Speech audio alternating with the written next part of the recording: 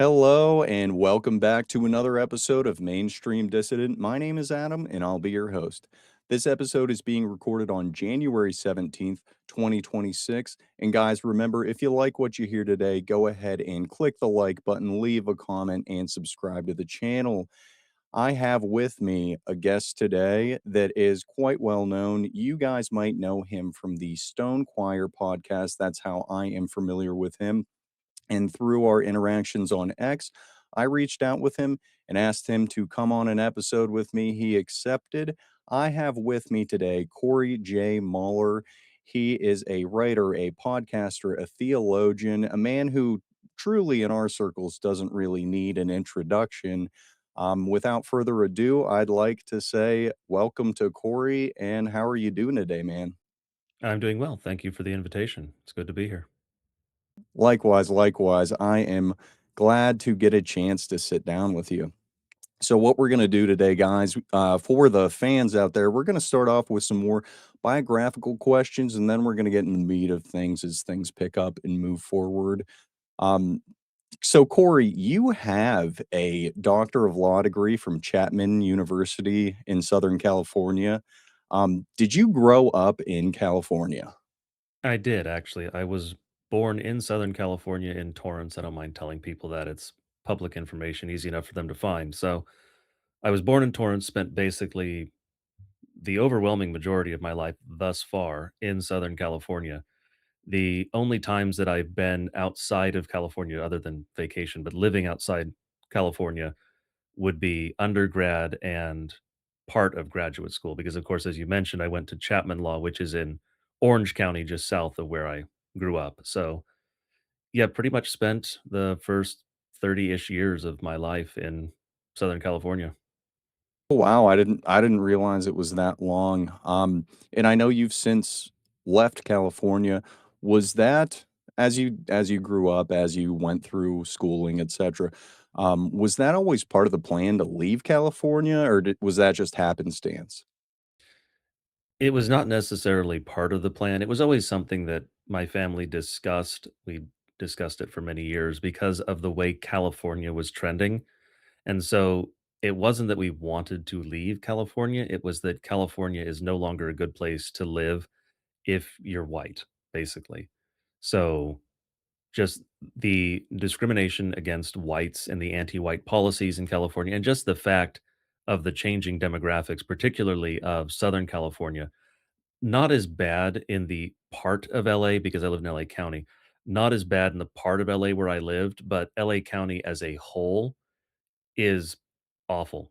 And I point out to people in other parts of the country that California is a microcosm. What happens in California is eventually coming to wherever you live. And that doesn't matter if you live in Texas or Tennessee or in the Northeast. What happens in California is eventually going to affect you. I know there are people who, some on the right, who think, oh, it's just California. The joke's, saw it off and shove it into the ocean. You can't do that. California is the most important state in this country by a wide margin. No offense to Texas, but they're just not as important as California. It's the reality of it. The size of the economy, the size of the population, the fact that it's the breadbasket of the United States, with everyone forgets that part. The Central Valley produces a huge percentage of our food. In fact, certain things, if you get them, they're from California. Almonds, probably from California if you get those. Dates, probably from California if you get those. Avocados going to be from there, maybe Mexico. A huge percentage of the food we eat is from California, to say nothing of the tech industry and shipping and all those things. One of the bridges that was about 15, 20 minutes from where I lived in Southern California, and it's not an impressive bridge. It's a pretty old, concrete, sad looking bridge, but it's something like double digits of the entire US economy flows over that bridge. So you can't ignore California. But at the same time, I couldn't justify staying in California because of all the problems and the fact that they're just accelerating. The problems are not getting better. Nothing in California is trending the right direction. It's all getting worse. Which, again, no offense to the guys who are still there trying to work on the problems, but they have an uphill battle. They're going to need help from us in other parts of the country in the future, of course. Yes, yes, I agree. Yeah, it is. It is sad to see that some men out there, they have that passion in their hearts. They're like, I'm not leaving where I grew up. I'm not uprooting my family to run away. I need to defend my homeland, so to speak. Sometimes I actually think that, okay, maybe your little corner there is a little too far gone. And I almost say to my followers, like, hey, we might need to balkanize in the future, but that's a discussion for another time. We'll see how things play out. You also have a Master of Law degree from the Freie Universität Berlin, the Free University of Berlin. How long did you spend studying abroad in Germany? I was in Germany for a little over 14 months. So, in part, it was to get the degree, but partly it was a vacation in Germany, which it was nice to just live in Berlin for a while. Of course, Berlin has its own problems as well, but at that time, they weren't as bad as they are now. That was in 2017 primarily. And so you could avoid a lot of the problems by just not going to certain parts of the city.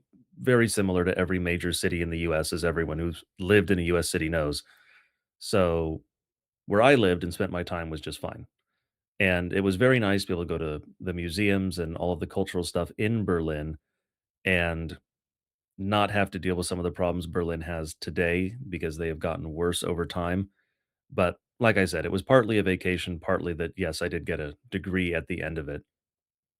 So, Nice, man. Nice. yeah, that's another, for those who aren't familiar, an LLM is just another legal degree. And it's the legal degrees in the US are weird. I've explained this before, but for people who don't understand, in most of the world, you have an undergrad legal degree, and then you can get, the master's and the PhD.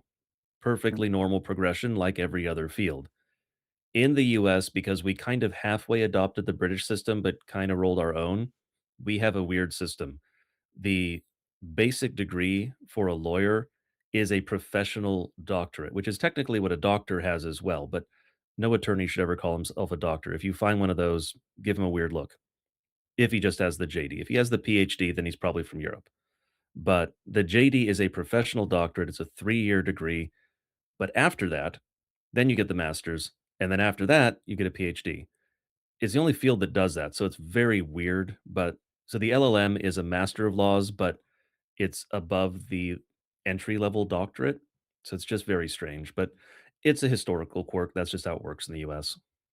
Interesting, man. Interesting. Now, with all of your academic accomplishments, your endeavors, your intercontinental travel, um, did you ever imagine that you and a friend would wind up co-creating the most impactful Christian nationalist podcast of all time? That was not really a plan at any point along the line until obviously I met Woe, and particularly even before that when I started getting back into Lutheranism, as I've mentioned before and elsewhere. I kind of grew up Lutheran, but also kind of didn't because I went to a Lutheran school, but I didn't attend a Lutheran church because my parents weren't Lutheran. So I kind of did half Lutheran, half not. And after law school, I started getting back into Lutheranism, taking my faith more seriously. And yes, I read through all the Reformed and stuff. I've mentioned that before, and the Reformed don't like to hear it, but it's too bad. I read through, Calvin and all the others, and I was not convinced by that. So I came back around. I saved Lutheranism for last. And other than obviously the ones that I'm not going to deal with those, but I saved Lutheranism for last among the serious groups of Christians. And when I read the Book of Concord, it just very clearly agreed with Scripture. And also, of course, there's the historical connection. I'm German. My ancestors are basically all German Lutherans, including when they came over to the United States until the World War era. So I wound up going back into Lutheranism, and I started to recognize the problems in American Lutheranism, which are behind the problems in American evangelicalism, but mirroring them and accelerating faster. Partly because it's a smaller group that's going to happen inevitably. Basically, it's inertia. So it's going to take less effort to cause the smaller group to have the same level of problems as the bigger group, which would be American evangelicalism. in the United States. So when Woe and I were introduced to each other basically through social media and a group chat, as it often happens in the right wing, we pretty quickly figured out that it was going to be inevitable that we would start a podcast in order to address these issues. We did put it off for a while. We put it off for a couple of years. And then we decided it simply had to be done. We didn't have a choice. And so we started that podcast. But no, I never, growing up and in high school and undergrad and law school, I didn't intend to start that kind of podcast. I've always had an interest in politics, which is related to this because, of course, politics and religion are intertwined. You can't really divorce them. Despite the fact that you have people who try and will argue that you can't. They are intimately connected. You can't have the one and not the other. And so the interest in politics did translate to some degree to this sort of stuff, but it's obviously something that comes alongside politics. It's not directly something that feeds into it or flows from it. They're intertwined. There's a bit of a feedback loop there, but it is distinct. So no, the short answer is I did not initially intend to do this. It sort of became obvious that it was necessary because no one else was doing it. Yeah, man. Yeah, and that's true. You'll have all of these Zionist, Baptist, Christian pastors, and they'll go on podcasts, or at least in the past, there is more of an uptick of true Christian podcasts coming out these days, since Stone Choir. But you'll for years you had these Judeo-Christian value guys coming out, and they're saying, "Hey, God blesses those who bless Israel. This, that, and the third. Love everybody. Welcome refugees." And we were just fed that crap for years, and I don't think that many men we may have thought about the subject matter and the points you made with woe in the Stone Choir podcast. However, I feel like a lot of us didn't think that we had a place to speak up. We didn't think, well, I can't go against my pastor. He knows best. Maybe I'm wrong. Maybe I'm wrong. Maybe the scripture that I'm reading and the theologians that I'm studying, maybe things have changed, and that's something that you guys have said over and over again in Stone Choir, that's truly impacted me. Those Christians these days that say, that we are misguided. It's like, okay, well, you're saying that everyone born before 1965 was a sinner and potentially damned to hell. If you think we're wrong, we're by no means we're even less extreme than men before that time period I mentioned before 1965. But you guys have really brought a Christian framework um, to the forefront of people's minds, young men especially. The biggest point is just God doesn't change, and then everything sort of flows naturally from that. You have this sense, it's imported from the secular so called sphere, that there's progress, that you're going to progress as humanity intellectually, morally, whatever it happens to be. And they conflate a number of things that you simply can't conflate. So, is there progress in knowledge to some degree? But of course, some of that's cyclical because we've routinely lost great chunks of knowledge and then had to regain them historically over the course of, centuries, thousands of years. But there are many fields in which you don't have progress because you can't. So humanity itself doesn't really progress. You progress technologically. Psychologically, we're our ancestors. We're not different from our ancestors. We are, of course, more damaged in a lot of ways because of the state of modern society, but men are men, and we haven't changed in, 6, 7, 8,000 years. We are what God created us to be. And when you have particularly pastors, they've just imported it like parrots from the secular world, secular philosophers. They don't actually think about these things and process them. They're just repeating them. but they import this idea of moral progress, that the world has an upward trajectory, that what is the phrase that they like? The I can't remember the gentleman who I probably shouldn't call him a gentleman, but I don't remember the man who said it, but it was, something about history and there's an arc of moral progress to it. There isn't. We don't get better over time. If anything, we're getting worse because you had hundreds of years of Christendom in which our ancestors were not doing all of the evil things our society is doing today. They were not sacrificing children to Satan. We are. That's what abortion is.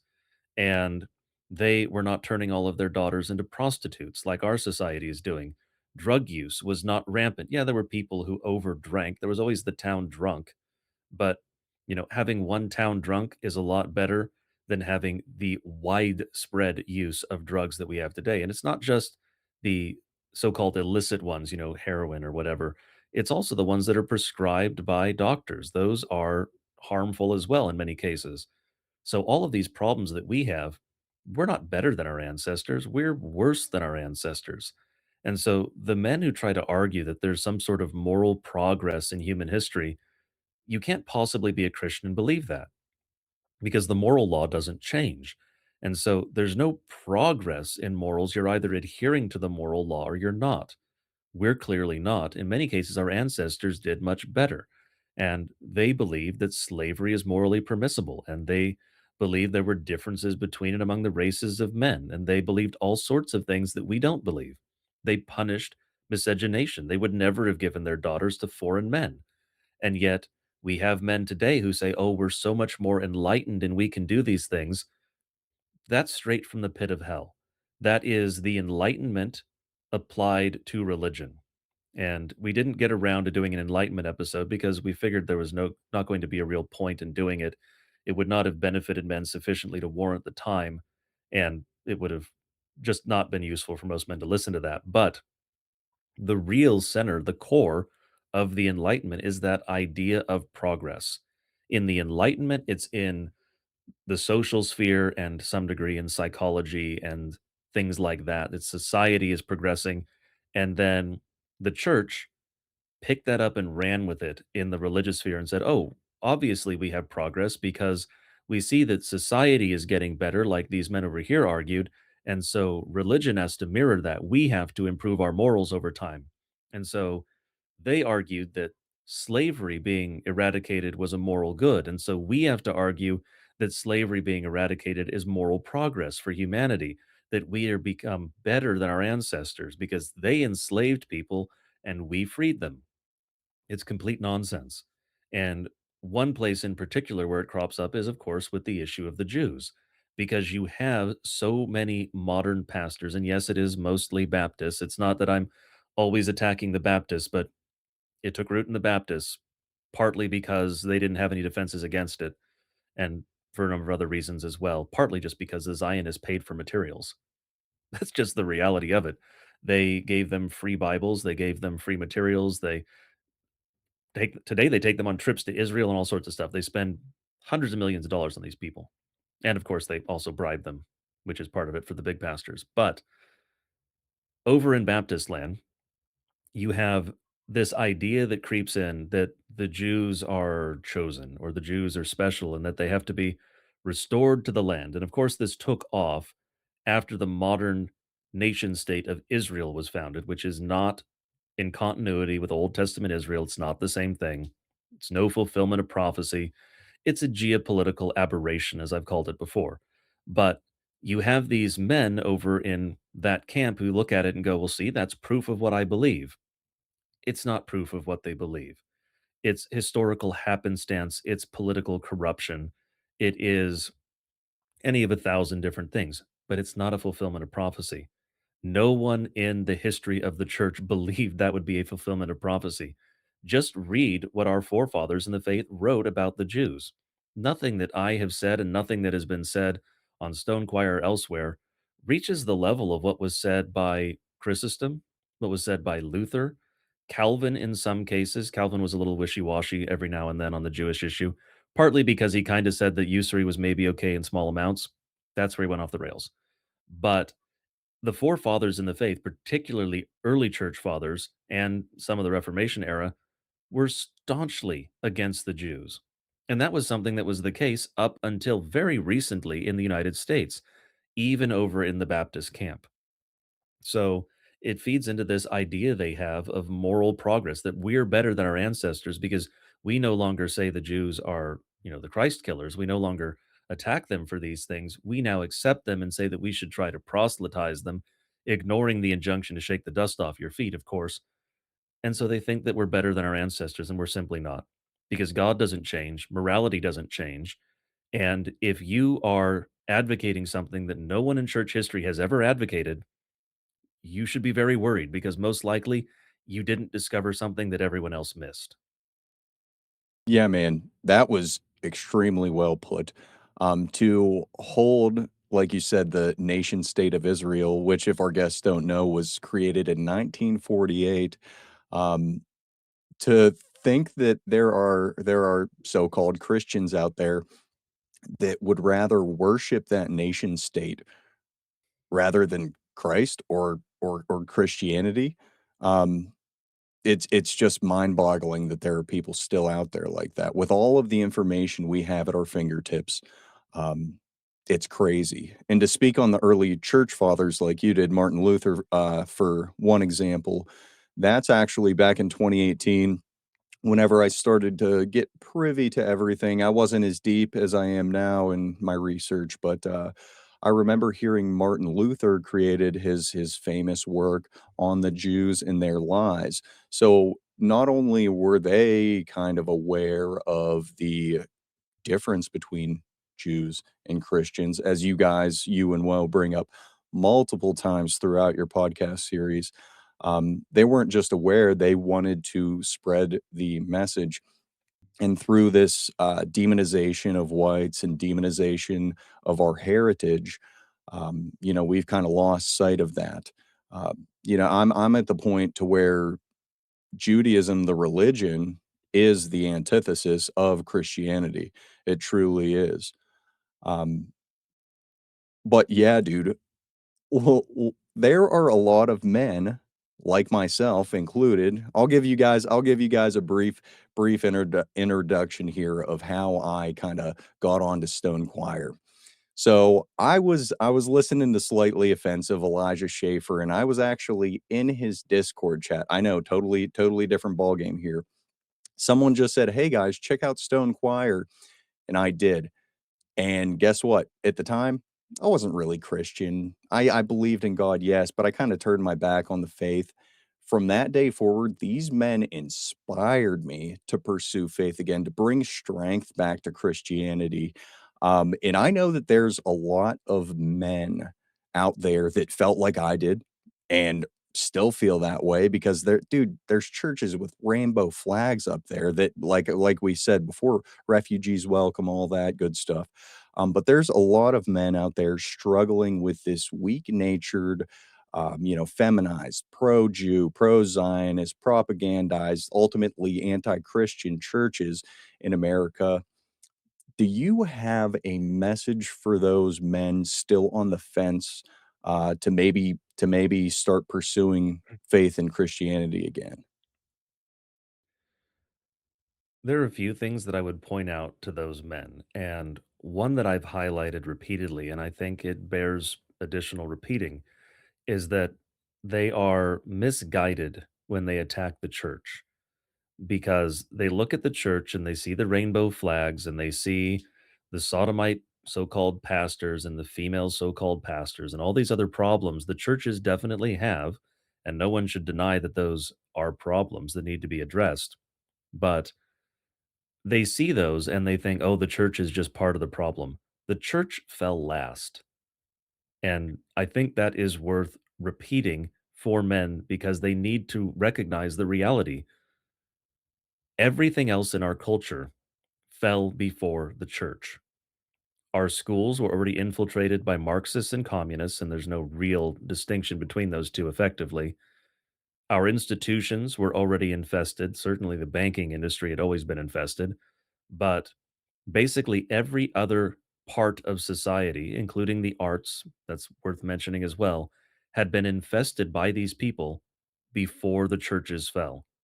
The churches held out longer than anything else. That doesn't mean the churches are excused from the fact that they eventually fell to it, but it does mean that men are not being fair in a sense, but they're also just not being rational when they look at the churches and say, oh, the church is part of the problem. The church did a lot to hold out against the problem. Not enough, obviously, because it didn't fight back sufficiently, but the church did not fail. Men failed because the church is comprised of men, the same as our institutions. The institutions don't fall unless the men working in those institutions fail. That's why they failed. That's because of the weak men in them. The same thing is true in the churches. And just because the institutional churches, the corporate churches, because they are corporations, just because they have problems doesn't mean Christianity is a problem. Because what Christianity as an ideology, if you want to call it an ideology, if we're going to use general terms here, Christianity as an ideology teaches a set of things. The churches, as corporate bodies, may not be following those things. And so we can think of this in the same terms as it doesn't matter what someone claims to be, it matters what he is. So if a man with no medical training and no medical license stands up and says, I'm a doctor, you probably shouldn't let him do surgery. It will probably turn out poorly. The same is true with regard to the churches. Just because something stands up and says, I'm the church, doesn't mean it's a church because Christianity has beliefs. And I know that there are those who are thinking, oh, no true Scotsman. No, you've spent too much time on Reddit. This is not No True Scotsman because No True Scotsman, the distinction here, is right there in the title Scotsman. If you are Scottish or not, incidentally, it's funny that men use this and then deny the reality of race, but ignoring their inconsistency and the irony, a Scotsman is a thing because he is that thing essentially. He is that thing by blood. I am about 12%. I'm mostly German, but I'm partly Scottish. And so I can't be anything else. And so if someone says, ah, you're not a true Scotsman or you're not a true German, that's not a thing. He doesn't want to pretend you're one because you're doing something incongruous, something wicked, whatever it happens to be. You're doing something bad and doesn't want you to be part of his group. His problem is you're still a Scotsman because you are that thing essentially. When it comes to an ideology, it's a fundamentally different animal because an ideology has a set of tenets. And if you do not hold to those, you do not hold to the ideology. And so, for instance, we'll take the most obvious example, the clearest one. If you don't believe that Jesus Christ is the Son of God and is God, you're not a Christian. It doesn't matter if you say I'm a Christian and then deny that. What you have said is not compatible with being a Christian. So you're not a Christian because you don't hold to the beliefs of the system. And so these so called churches don't hold to anything Christians believe. They don't hold to what scripture teaches. They don't hold to what Christians have traditionally believed. And so they're not Christian. And so you can't get angry at Christianity because there are wicked groups claiming to be Christian that are not. That would be like finding a tranny and getting mad that it's not a woman. That's insane. And obviously we recognize in that in the case of the tranny, but for some reason men have this disconnect when it comes to institutions and ideologies. There are those who will of course try to argue that well then it's the inevitable outcome of Christianity. And that's not true either. Because if you look at it again, the churches fell last and they had to be subverted. And so it wasn't the outcome of Christianity, it was the outcome of subversion. Now, Men don't want to deal with Christianity because they want to find some scapegoat. They want to say there's this weak ideology that weakened us from the inside and caused us these problems. Well, then explain to me why we had 2,000 years of Christendom under which white men conquered the entire known world, and they did it while flying across. exactly, man. When you said subversion, my ears kind of perked up there, and I've been tossing this around in my head, especially after you and Woe did your Septuagint series. When do you believe that the first subversions of Christianity happen? Well, the Jews have been at it from the very beginning. They've been trying from they literally tried in the pages of the New Testament. They get to Yeah. Peter at one point. I mean, they convince Peter to try and distance himself from Christian converts who were not ethnically Jewish and trying to say, "Oh no, you have to follow the laws of Moses, the ceremonial law, and you have to do X, Y, and Z." That's subversion. They did that from the very beginning and they got to one of the apostles. I don't know why men think that somehow we're going to be immune to it when one of the apostles, one of the beloved apostles of Christ, fell to the same thing. Yes, God used Paul to rebuke him and bring him back, but they have been at it from the very beginning. And it's very clear that, Christ calls them, you are of your father, the devil. He was a murderer from the beginning. That is their goal. Their goal is to subvert Christianity. That is ultimately what Judaism is.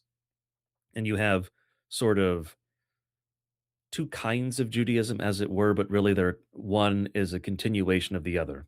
You have the Old Testament fundamental rejection of Christianity, and the Jews who go off and worship, it's usually Baal or some Canaanite deity, some other Canaanite deity, or some Egyptian deity, or a Babylonian deity, whatever it happens to be they're worshiping. Usually they pick the one that involves murdering children. That seems to be their hobby. They still do that today, but they reject Christianity because Christianity again is the religion of the Old Testament. Genesis 3:15 is the first statement of the gospel. That's Christianity. It's belief in the Christ who was to come in the Old Testament because obviously he hadn't appeared yet. But the Jews that rejected that, their whole thing was they hated God and they wanted to be God because that is fundamentally the religion of the Jews is that the Jews are God. That's how they view themselves. And if God disagrees, well, then they don't want God. And then in the New Testament era, you have the Talmud, which is basically a formalization of those old beliefs and a rabbinic extension of them. And the reason they had to do that, of course, is because God burned their temple to the ground. And so you can't fulfill the ceremonial requirements of the Old Testament ceremonial law because you don't have a temple anymore. And no one is going to let you sacrifice goats, hopefully. I know some Baptists who would be happy to see them start doing that again, but they can't practice Old Testament ceremonial law. Christ did away with it, of course. We know that as Christians, and so none of that applies. They want to keep doing it because they want to pretend they're chosen, they want to pretend they're special. God was pretty clear in AD 70 that they're not when he used the Romans to burn Jerusalem to ash, slaughter most of the Jews, and destroy the temple. As Christ said, not one stone will be left upon another. He fulfilled that promise. And so what did the Jews do in response? Well, they shifted from the temple to the synagogue and they started listening to rabbis instead. And they started formalizing, because they've been doing this all along, but they started formalizing these arguments they had to get around what God has said. As we pointed out in one of the episodes, and as I pointed out elsewhere, one of the most famous sayings from Talmudic Judaism is what Torah forbids, Talmud permits. Their whole thing is, well, God said X, but if you interpret this in just the right way, then really God said maybe you can do X. As long as you put up a special rope or something, or God isn't looking at that time on Saturday, or whatever it happens to be. It's completely ridiculous, but that's their religion. Their religion is a rejection of God. It's a rejection of everything God says you must do and a pursuit of everything God says you must not do. If you look at the actions of the Jews in society, and then you look at the things God says in the Old Testament you must not do, it's the same list. The only difference is the Jews are pursuing it, God said you can't. That's literally their religion. It's just rejecting God, hating God. The Jews think they are their own God, and they're going to do everything God said you don't do, everything you cannot do, everything you should actually, in many cases, punish with the death penalty. That's why, if you look at the stuff they pursue in society, they hit those high points first, as it were. They pick the things that God says are abomination and they pursue those. Why do you think Jews push pornography and abortion and drug use and all these other things? These are all the things that are forbidden in the Old Testament. because their ultimate religion is just rejection of God. And part of that is seeking to destroy Christianity. And so, yes, they've been involved in subversion from the very beginning. All right, dude. It as you were speaking there, I couldn't help but think that, man, Judaism, as described as it truly is, um, it is almost to a T modern day Satanism, Anton LaVey Satanism, which Anton LaVey, ethnically Jewish. Um, but it's crazy the not only similarities but the parallels, the rejection of God, the rejection of Christ. Some Satanists think that they're anti-deist. Well, like you said, it's a self-serving, it's self-serving. Um, Me personally, this is how I truly came to be with my frame of thinking is I saw the stark contrasts between Christianity and Judaism.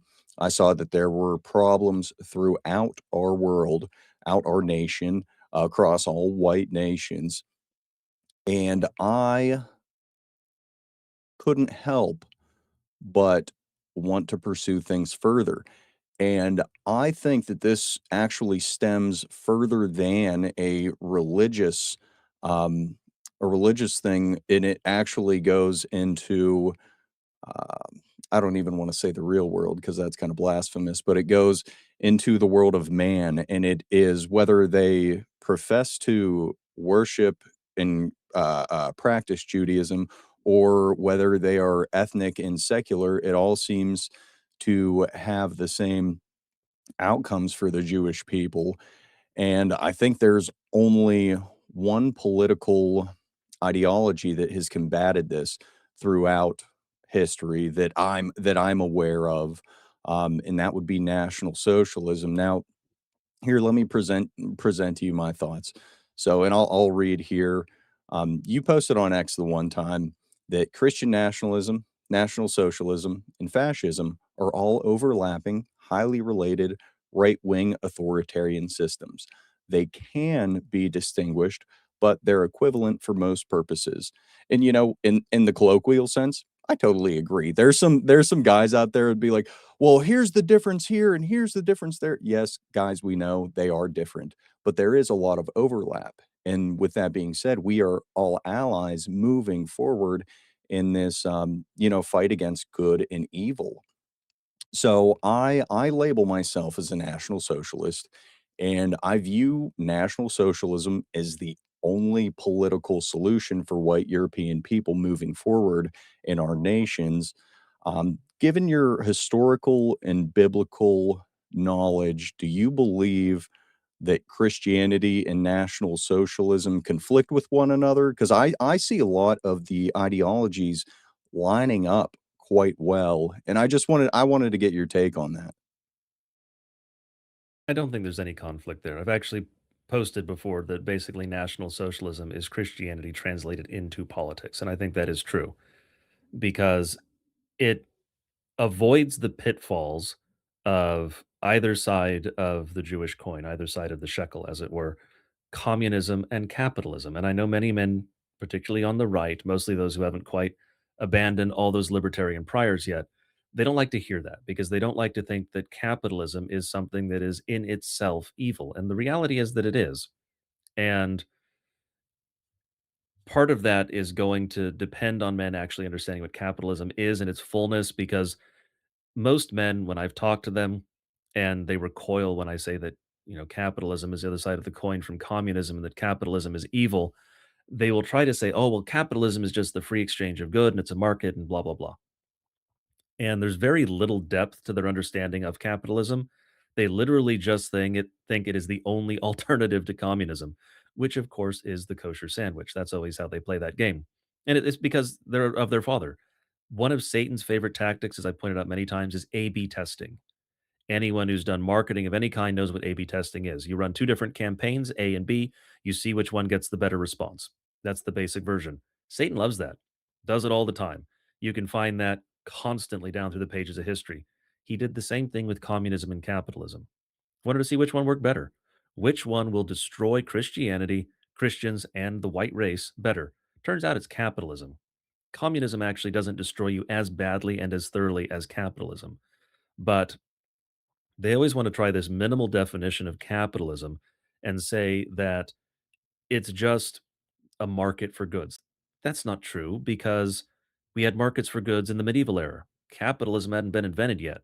There were markets for goods under communism. Are you going to call that capitalist too? So that's just a feature of economic activity. It's not capitalism. Capitalism really is the fullness of the libertarian sense of free market capitalism, as they usually call it, which is redundant because capitalism without a free market isn't capitalism, it's something else. Then you have a regulated market, you no longer have capitalism. That's the problem because what would you theoretically be allowed to do under capitalism? Well, basically anything. There's no morality. It's a totally amoral system. You want to sell heroin to school children? Great, that's just the market.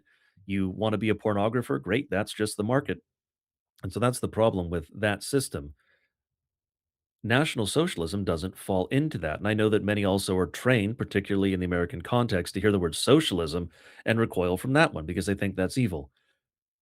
You can go look at the words of Hitler, who actually commented on what they meant by socialist. They were explicitly stealing the word socialist from the left and making it into their own because they wanted to steal that power from the left.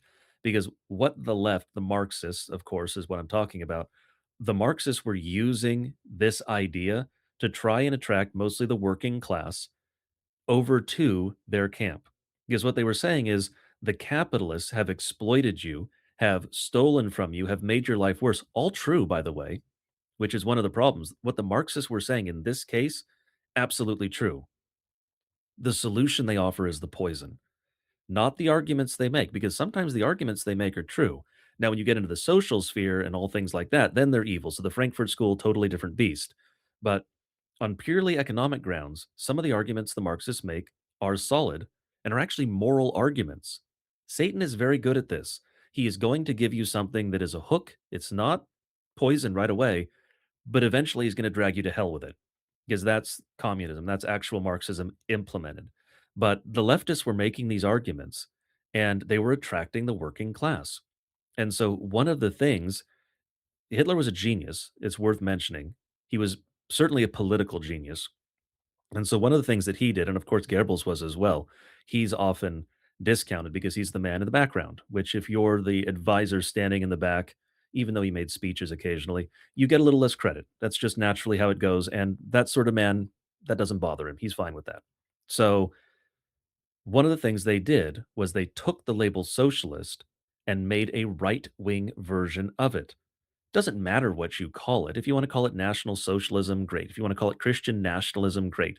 If you want to call it communitarianism, I've used that term sometimes to get people to distance themselves a little bit from the socialist label because it scares Americans. But the whole point is caring for your fellow man, caring for those who make up your nation, providing for your neighbor. Well, that sounds Christian, doesn't it? It's because it is. You have duties to your neighbor that capitalism denies.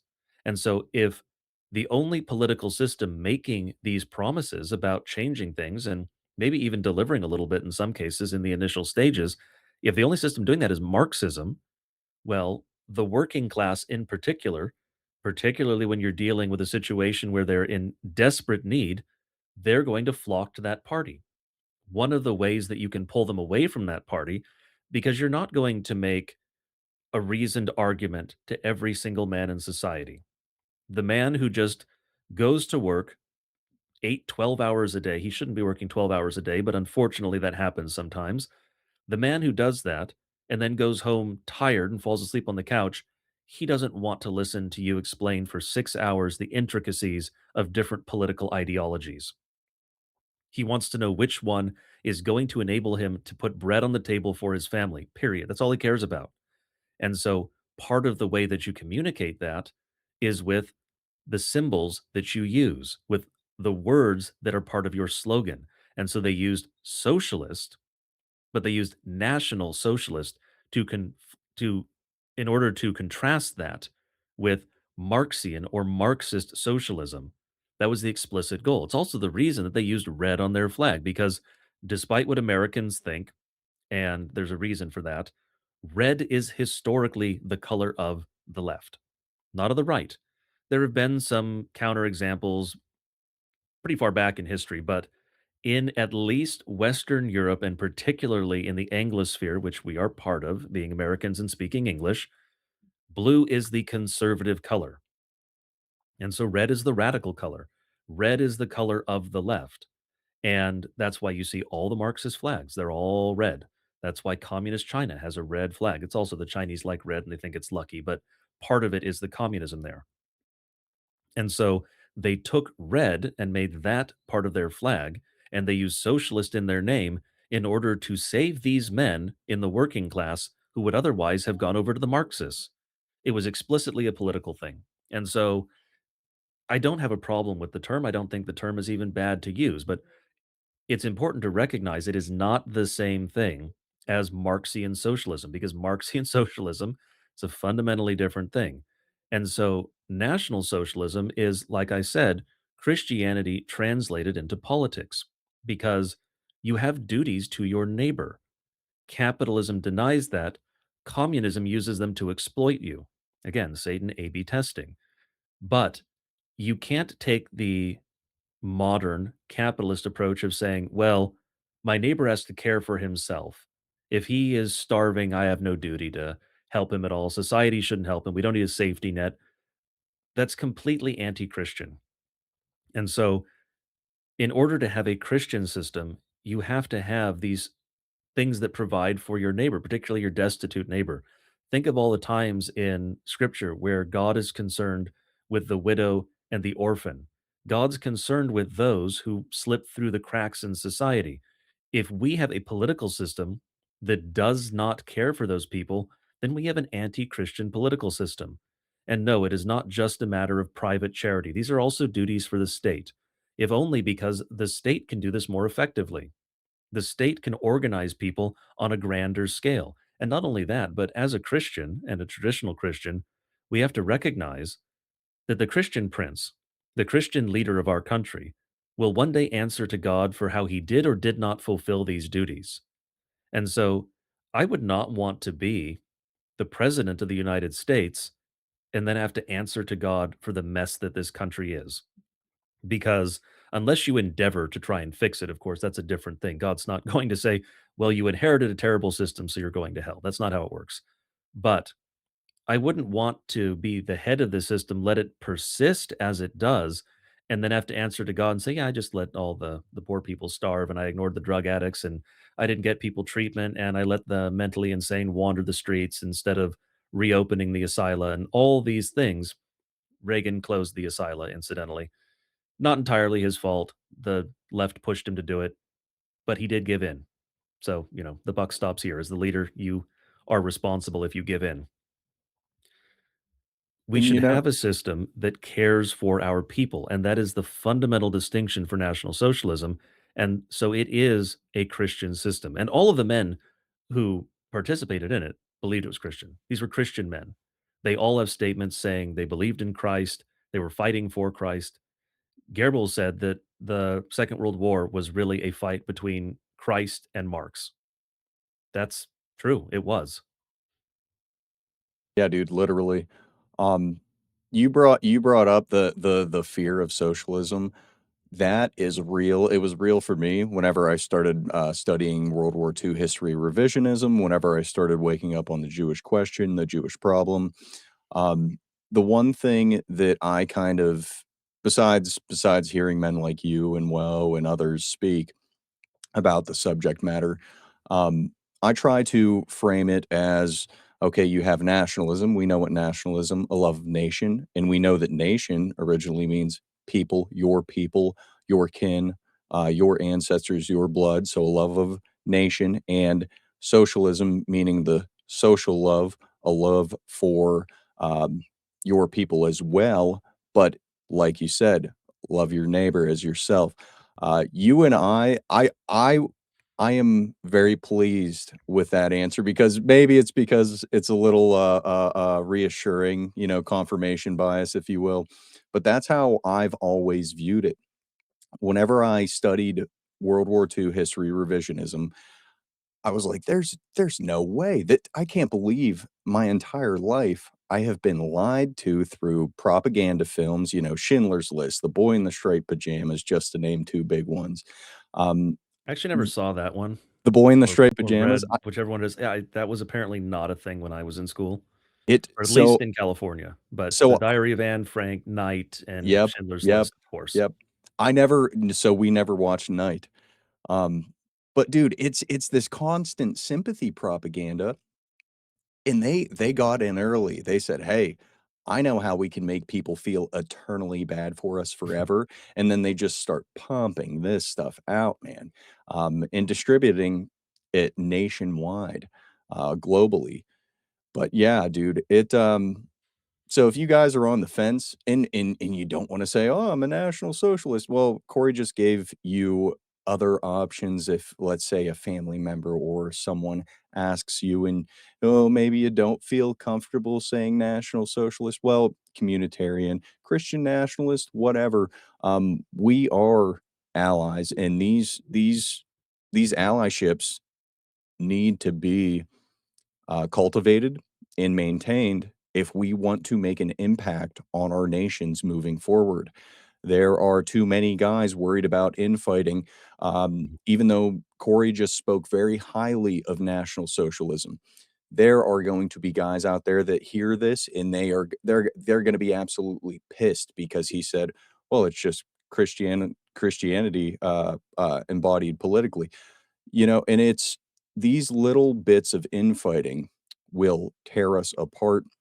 And Corey, I'm sure that you've faced infighting on Mhm. X and or otherwise. I mean, I go into your replies sometimes, and there's just guys that are combative in there. Um, Even with all of that, it's undeniable we need a hard correction in this nation. Um, do you believe there's a political solution for the problems we face? I think part of that is going to depend on how you define political, of course, because politics is a very broad term. It has a spectrum.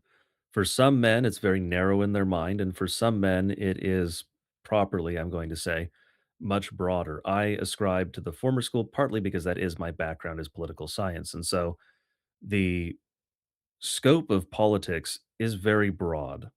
I think that the probably the best summary of it is politics is the art of the possible. So, is there a political solution? Yes, there's a political solution. Does that mean things will have no kinetic aspect? The answer is no, because politics always has a kinetic aspect. Because politics doesn't mean anything if it isn't backed by something.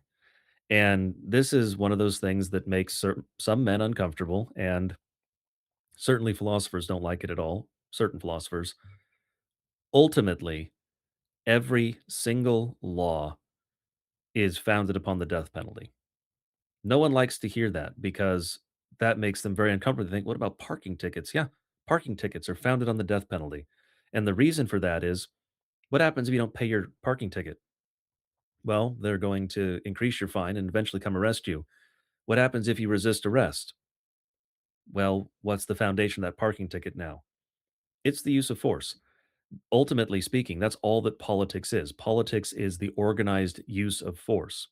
And when it is doing its job well, it limits that use of force, both in terms of who uses it and in terms of how much is applied, because you should calibrate it, of course.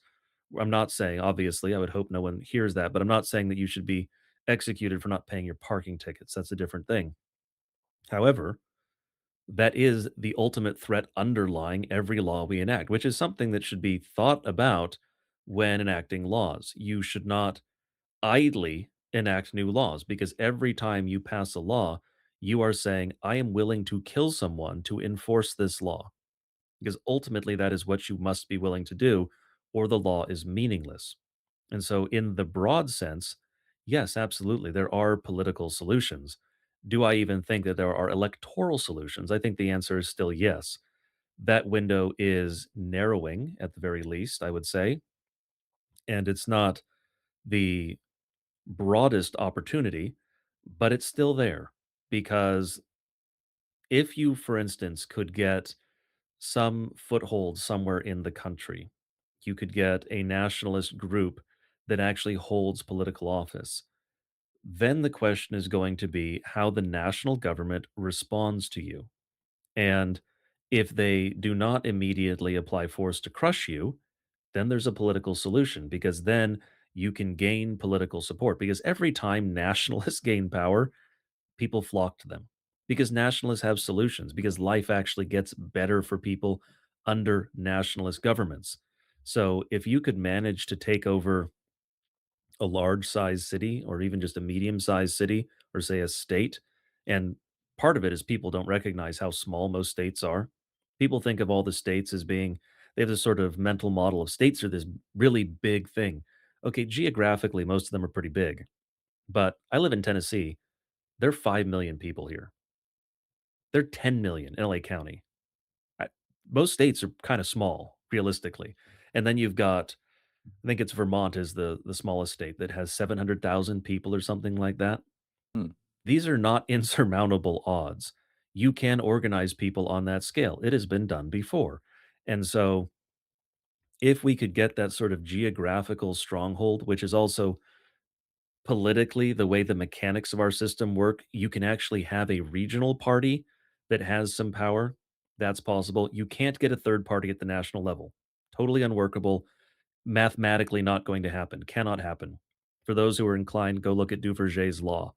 But in a regional sense, you can get a third party that actually has some power. What you wind up having to do is you caucus with one of the major parties, but you can pull them to your side. Obviously, easier to do in a parliamentary system where you have partial representation and things like that, but it can be done in our system as well. So I do think there is that potential political path. And incidentally, I think Tennessee has one of the best odds, if not the best odds, of being the ground for that, being the place where we have an opportunity to follow that path. And that obviously is preferable. It's never preferable to have to resort to other means. We should always want to use peaceful means. And that's certainly what nationalists want because we want to make our nation better. We want to help our people. And things going kinetic does not ultimately help anyone. It's, I do think we would come out on top in that as well, but I don't think that's optimal. I don't want to go that route. I would prefer that we have electoral success and then solve things that way. Not because I think that the ballot box is, moral compulsion or even morally compelling, because there's some problems, obviously, with the Fourth Commandment and headship and a number of other things with electoral politics. But it can certainly be used as a bridge to get where we need to go. There's nothing wrong with that. It's been done before. Okay, I'm gonna kinda go out of order here because I wrote a little outline that I'm following here to keep us on track, and you mentioned, um, so many things that got the gears turning for me, and the reason I asked you, "Hey, do we have a political solution?" Well framed, by the way. We and I can speak for both of us because, the similarities there, the conversations that we've had. Violence would be, you know, last on the list. I think we need to work on exhausting every political, nonviolent solution before we that even crosses our mind. I like how you framed it. Either way, we'd kick some ass in the end, but we're living in this political system, and we're trying to move forward. Some of us are trying to move outside of this political system in a sense, in the way we conduct our lives. But uh, you mentioned in your last episode of Stone Choir, and we'll touch on that closer to the end of the episode. But you mentioned that the time now is to get involved in real life, as far as politics, as far as going out. Is there anything off the top of your head that you could encourage men to do who might feel hopeless? Um, to pursue, to enact this change, fraternal organizations, anything of that nature, Corey? There are a number of good organizations across the country. Most of them are relatively small. They're going to be regional. So men who are in those regions are going to be aware of those. And obviously, there's an issue of wisdom. Not all of them are going to be good organizations. We're still sort of sorting that out. But there are definitely good organizations doing good work on the ground. And you can become involved in those. Another thing that men can do, go run for a local office. In many cases, you'll be unopposed. You'll just win by default because you showed up or you submitted your name. There are local offices all over the place that have either very little or no competition. And for the ones that have very little competition, it's basically a coin toss, just submitting your name because most people who vote in local elections have no idea who anyone on the ballot is.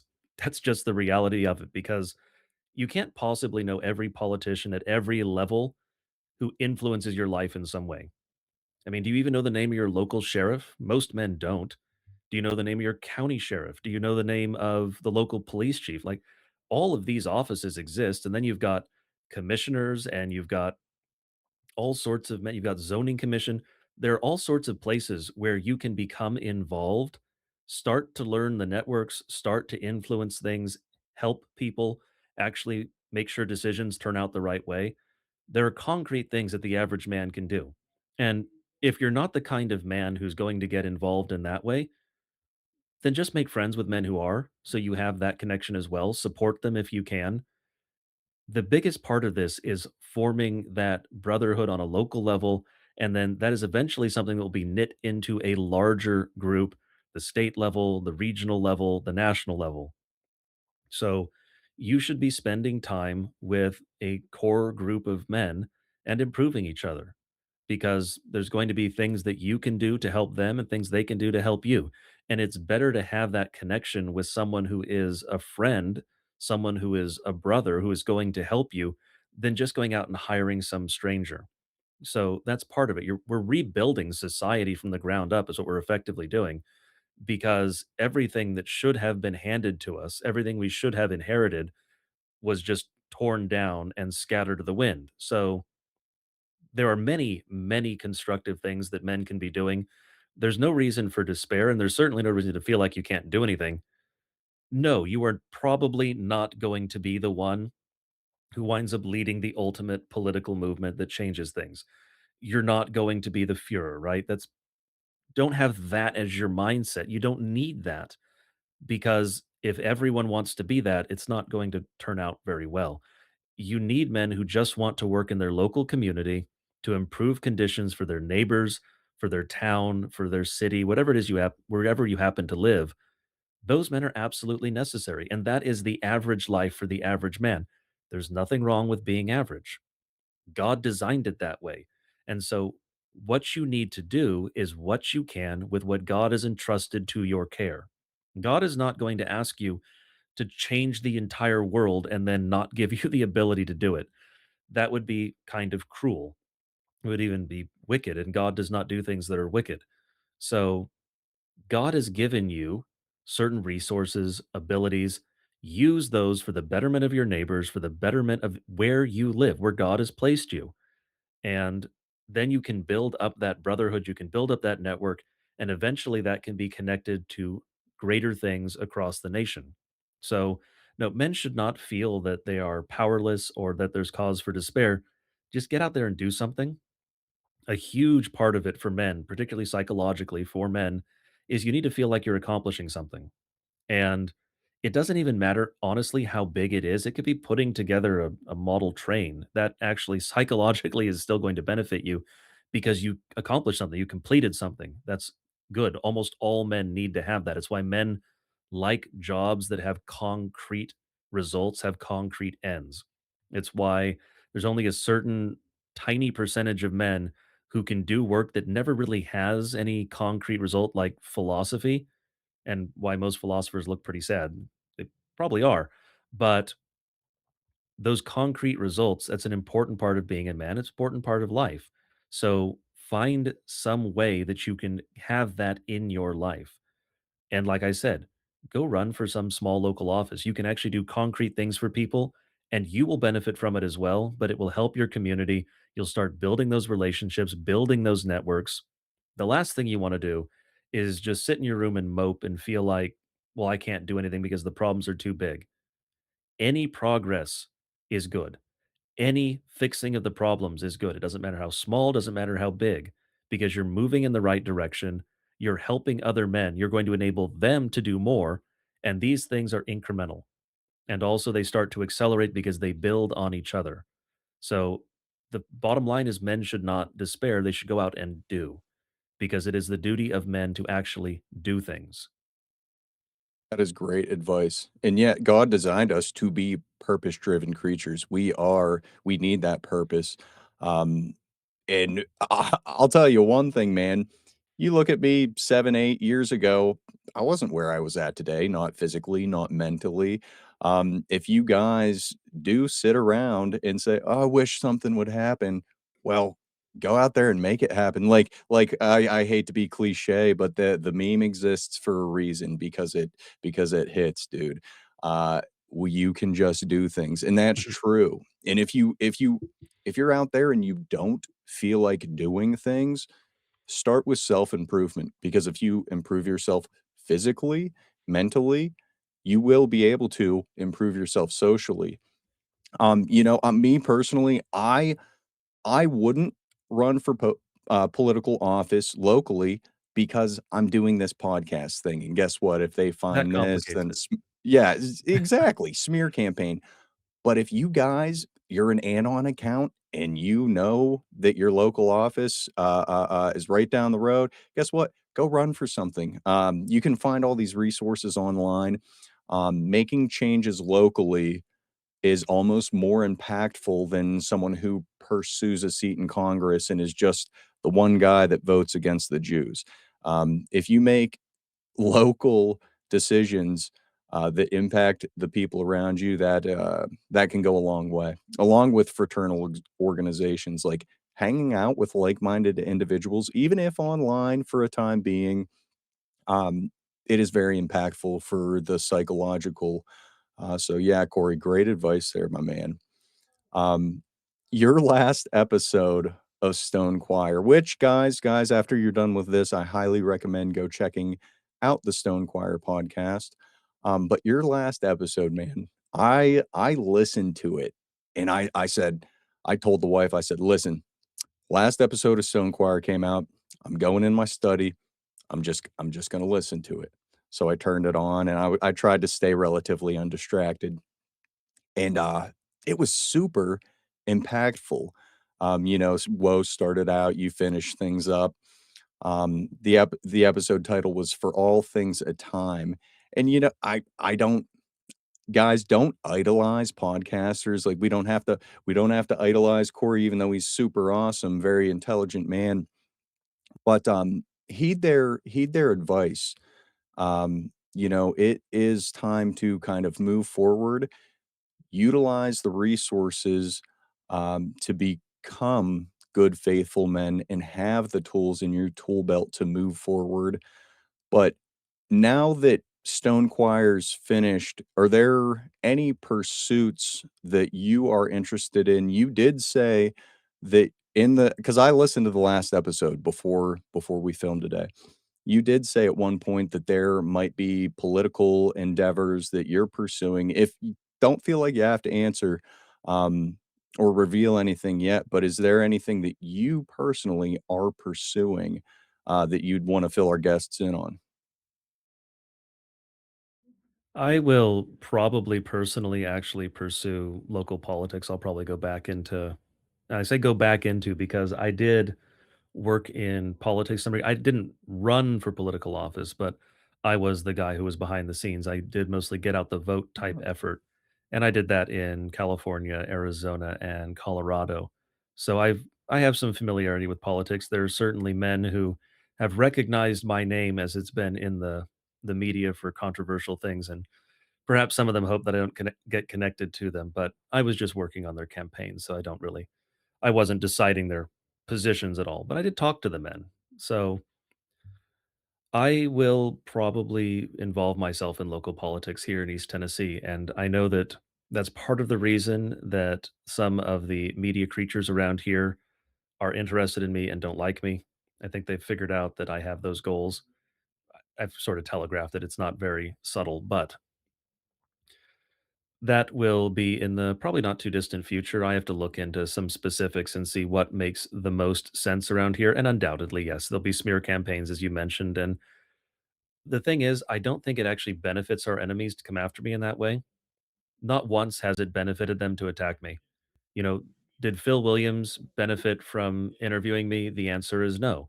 Did his side benefit from his interview? The answer is no, because every time it just raises the profile of our people, it helps us, it helps Stone Choir, it helps the right wing, because it's sort of, all publicity is good publicity. There's no such thing as bad publicity, right? That's basically what we're looking at. And so I don't think that the fact that they will come after me is going to really help them. And so, yes, I'm ready for the smear campaigns. I don't personally mind them. They don't really bother me that much because to some degree I'm just accustomed to it from personality disposition and the things I believe over a course of many years. But also, God just prepared me for it. God gives to different men different abilities. I am very good at staying calm, and I don't have a problem dealing with a particularly hostile audience or interviewer. You're not a hostile interviewer, of course, but I have definitely dealt with ones who were. I don't mind it. I find it kind of entertaining. So they don't really have winning moves when it comes to this stuff, which is a great position for us. So the short answer is yes, I do intend to involve myself in politics here in East Tennessee. I will probably post something about that. I have an article that I've just about finished that I'll post on my site probably in the next couple weeks.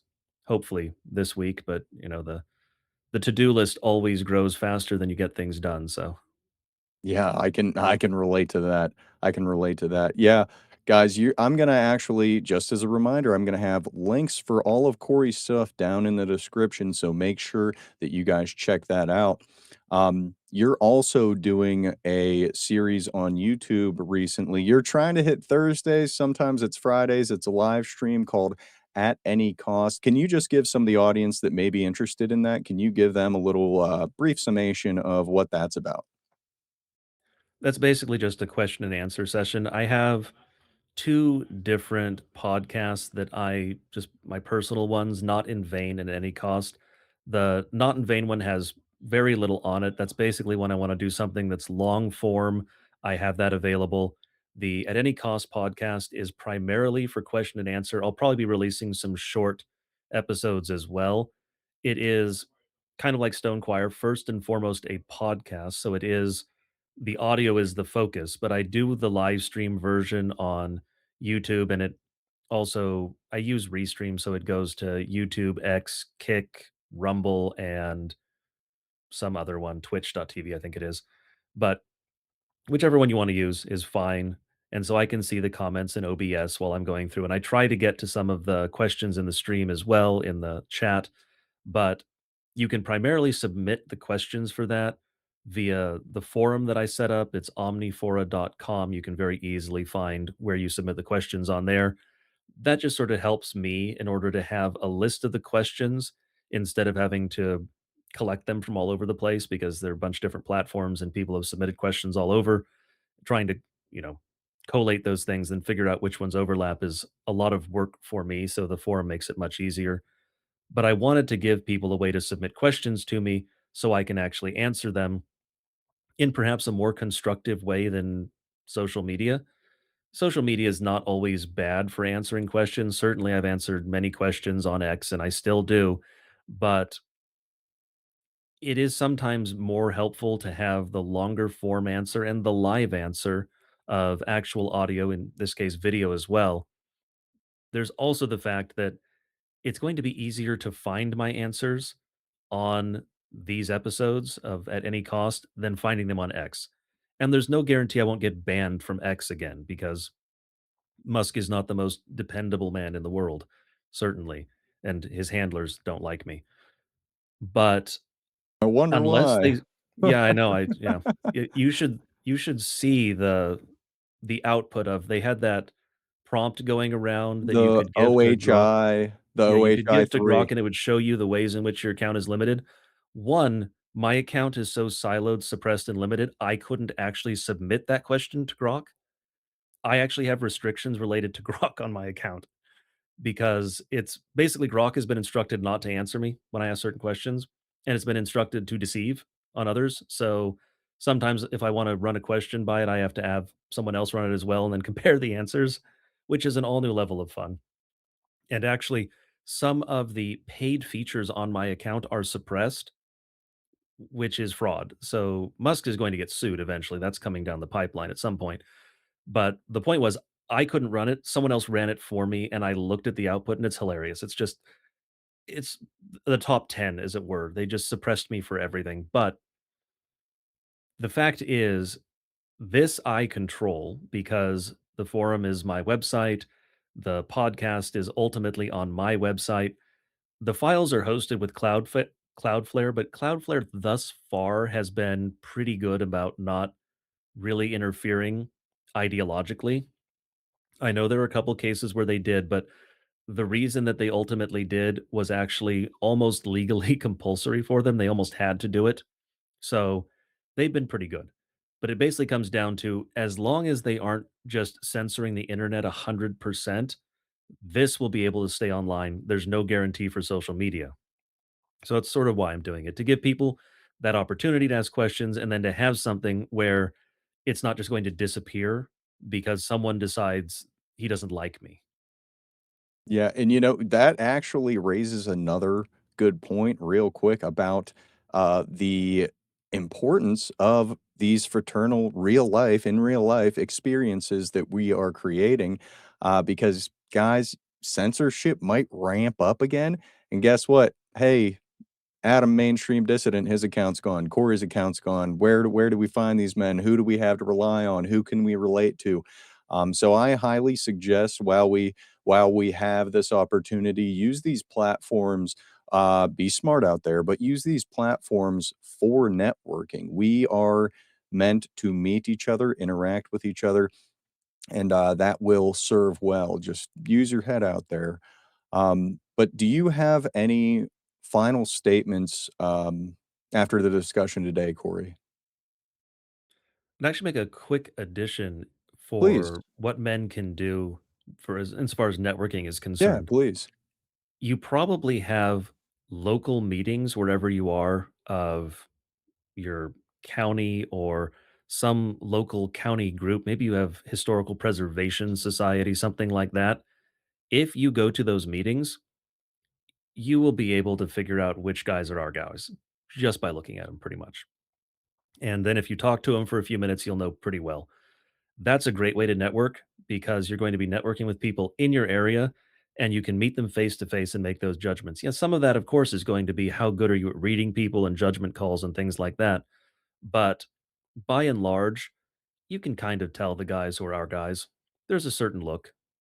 So if you go to those local meetings, it's going to help. And you may find something that's very interesting to you. Maybe you'll be very interested in preserving the local history or whatever it happens to be. If you live somewhere in the country that happens to have a lot of that, I'm here in the South, there's plenty of Civil War societies and things like that. And I'm next to the national park. So there are organizations for preserving the natural beauty. And I've started looking into some of those and I've gone to some meetings and things. So great place to do some of that networking. But insofar as final thoughts go, I think we pretty much covered it for the topics we went over. I think that guys need to look at where we are and sort of echoing what I said in the final episode of Stone Choir, look at where we are, recognize that we've done plenty of talking at this point. Doesn't mean that we stop. Obviously, I'm here doing an interview. This is talking, but we need to be doing actual things in the real world as well.